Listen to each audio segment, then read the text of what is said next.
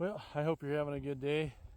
Me and Spud are headed out here to doctor a sick heifer calf, or a weaned heifer, whatever you want to call her. But we got everything shipped and preg tested and bangs vaccinated and moved where they're going to be. They're only going to be there for about another week, and then I'm going to stick them where they'll be probably until about February.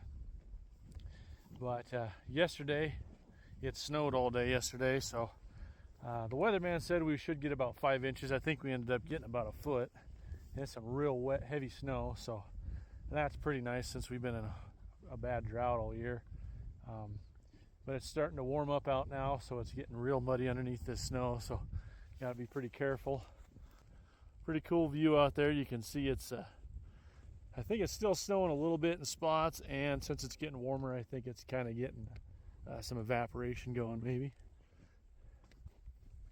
But yeah, me and Spud, well, actually I just went out earlier this morning and scattered a bale for these weaned heifer calves and the yearlings that are in there with them. They're the heifers that we're going to calve out this spring, and there's one that's been off by herself. My wife noticed her a while ago, so I drove up to her to check on her and throw her a piece of hay, but she wasn't too interested and looked like she didn't feel too good, so I'm out here and go find her and see if I can throw a loop on her and give her some medicine.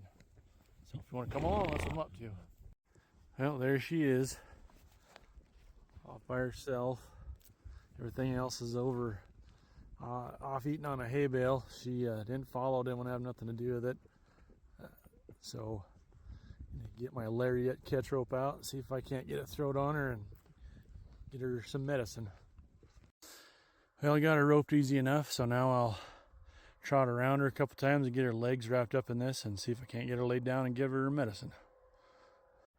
So now you can see I got her laid down. I tied her front feet up, got her back feet tied up, and you can see here, this is my rope. It wrapped around her legs. Now I just got to take it off her neck and take it off there and give her a shot and then untie her. But that's how that works pretty good. Wraps around her back legs, and I can just pull her down without getting too rough. All right, she's all good and doctored. Got her untied. Let's see if she'll hop up. Come on, girl.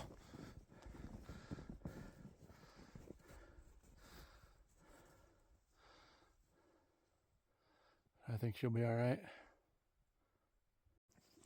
So another little thing I thought I'd add is when you've got to come out and rope something when it's not real nice weather out, you want to dress in layers. So this is just a Kakadu oilskin jacket. I really like these oilskin jackets.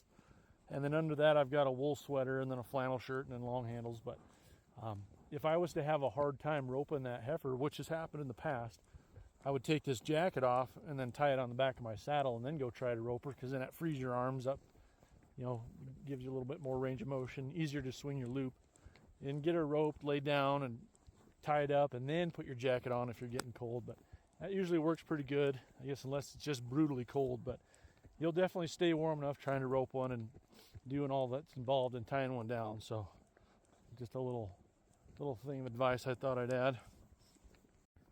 Another thing I thought I'd mention is gloves. You might want to take a pair of those thinner cotton gloves with you, so then when it's time to rope, you can take your big leather gloves off, put the cotton gloves on and rope, and then get these back on whenever you need to, because it can be pretty tricky to rope with these kind of gloves. So just another little tip. So that there's kind of one of the reasons it's nice to use a long rope when you're dealing with stuff like this. And in this trail, it's all wet mud. And underneath the snow is a wet mud, so I didn't want to have to run her down. I didn't even want to have to break into a trot to catch her. So I was able to use a bigger loop and have two coils in my hand and toss them out there and get her caught, and then dally up and slide some rope to get her stopped to where then I could wrap her up.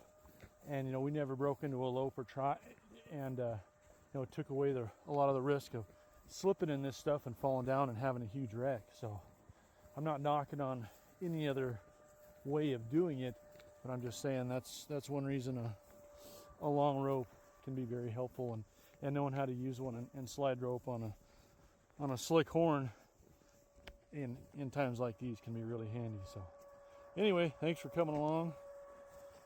Spud worked real good, and I think she's going to be all right.